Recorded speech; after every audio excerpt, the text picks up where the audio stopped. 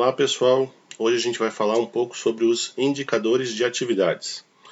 Então, dentro do modelo do tripé, que a gente trabalha na análise de empresas, a gente tem a rentabilidade, que vai me dar a situação econômica da empresa, qual o desempenho dela. A gente tem o endividamento, que é a situação patrimonial, essa relação entre o que ela tem e o que ela deve. E tem a liquidez, que é a situação financeira, a capacidade que ela tem de honrar com seus compromissos. Dentro da liquidez a gente tem uma série de indicadores. Liquidez corrente, liquidez seca, liquidez geral, liquidez imediata. Só que todos esses indicadores têm uma característica. Eles são estáticos. Eles são estáticos, ou seja, se eu tenho uma dívida que vence em janeiro e um direito que eu vou receber em março, esse indicador pode me dar uma falsa situação positiva. Na verdade, eu não estou numa situação boa. A dívida ela vence antes do que eu receber esse dinheiro. Tem outras limitações desse indicador. Mas essa limitação de ser estático é a mais importante quando a gente vai trabalhar indicadores de atividades. Por quê? Porque os indicadores de atividade consideram os prazos. Eles vão considerar os prazos. A gente vai dizer que eles são dinâmicos. Claro que eles também vão ter outras limitações. Isso a gente vai trabalhar ao longo do vídeo. A gente tem inicialmente 3 indicadores importantes de atividade. Um indicador que é o prazo médio de rotação ou de renovação do estoque, que é o quê? É quanto tempo eu demoro para vender o meu estoque a partir da data da compra. Eu demorei 10 dias, demorei 30 dias, demorei 60 dias. Claro que é um prazo médio. Então, se eu vendi um estoque no dia da compra e outra metade eu vendi em 30 dias, ele vai dar um prazo médio de 15 dias. O segundo indicador é o prazo médio de recebimento das vendas. O que é isso? É quanto tempo eu demoro para receber do meu momento da venda. Então, se eu vendi metade à vista e metade para receber em 60 dias, esse indicador, como ele é um prazo médio, ele vai dar 30 dias em média. O terceiro indicador é o prazo médio de pagamento das compras. É o contrário do recebimento. É, em média, quanto tempo eu demoro para pagar as minhas compras. No momento da compra, surge uma obrigação. Eu posso pagar à vista ou eu posso pagar a prazo.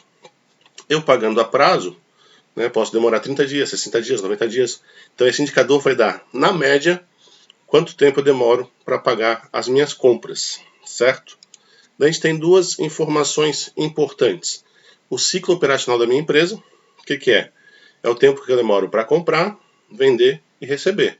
Então, se eu pegar a rotação de estoque mais os recebimentos de vendas e somar, vai ser exatamente meu ciclo operacional.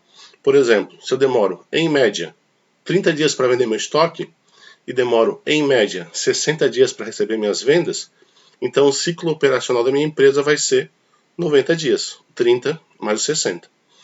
E o ciclo financeiro, que é essa relação entre vender, receber e pagar. Então, principalmente essa relação entre receber e pagar. Se eu demoro para vender 10 dias, depois para receber 20 dias, eu tenho um ciclo operacional de 30 dias. No momento da compra, surge uma obrigação. Se eu demoro 40 dias para pagar, então eu tenho um ciclo financeiro, a diferença entre o recebimento e o pagamento de 10 dias. Então eu posso calcular meu ciclo financeiro pelo meu prazo médio de pagamento das compras, menos o meu ciclo operacional. Se ele der positivo, o que quer dizer? Que eu tenho um ciclo financeiro favorável. Por exemplo, eu compro, vendo, recebo e só depois de um tempo que eu pago.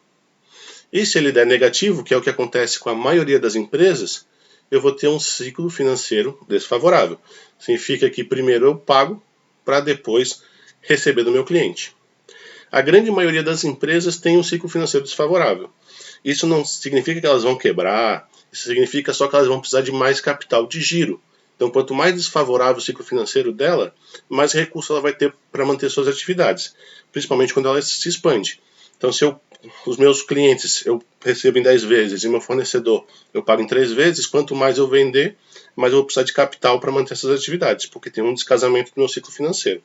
Mas, em alguns segmentos de negócios, esse é um comportamento normal. Daí, como é que eu calculo esses prazos?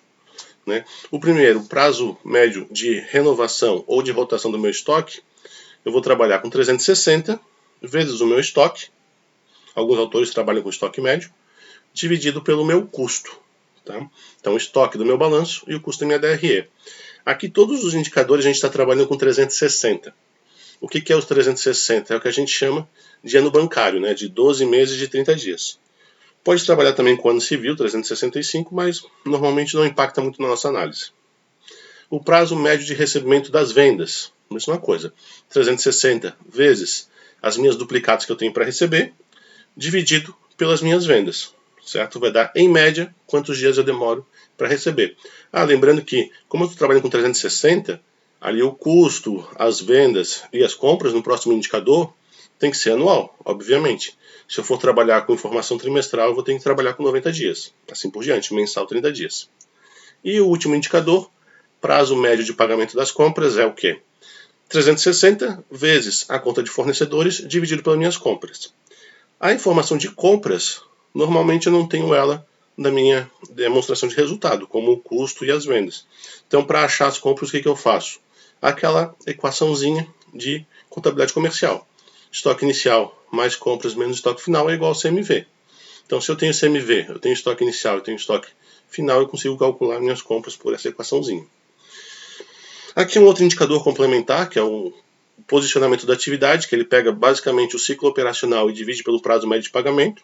Tá? Então, esse indicador, se ele der 1, significa que o meu ciclo financeiro é 0, ou seja, eu pago e recebo no mesmo prazo. Se ele der acima de 1, significa que é desfavorável, se ele der abaixo de 1, significa que o ciclo é favorável. Mas esse é só um indicador complementar. Como todos os outros indicadores que já trabalhamos, esses indicadores de atividades eles têm uma série de limitações. Tá? Então eles vão ajudar a complementar a análise, mas eles têm algumas limitações. Por exemplo, a sazonalidade. Uma empresa que tenha muita sazonalidade ao longo do período, ela acaba não trazendo uma boa informação, porque eu vou pegar uma data estática e uma data dinâmica. Então acaba influenciando e acaba distorcendo o resultado. O ideal é não trabalhar esses indicadores para as empresas que tenham muita sazonalidade. Outra questão é o próprio problema da média, né? Então, se eu tenho uma média com um prazo muito fora do padrão, ela pode distorcer o meu valor médio da minha operação corriqueira. Então, sempre o problema da média. Por isso que muitas vezes a gente trabalha com mediana em vez de média, para evitar essa distorção desses números fora do padrão.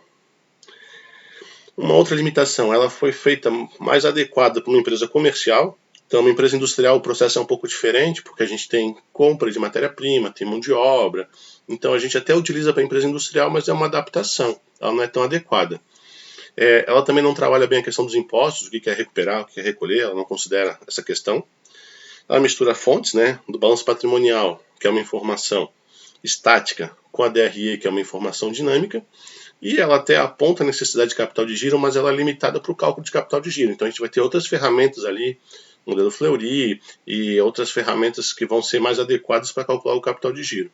Então, no geral, eram essas informações sobre os indicadores de atividades.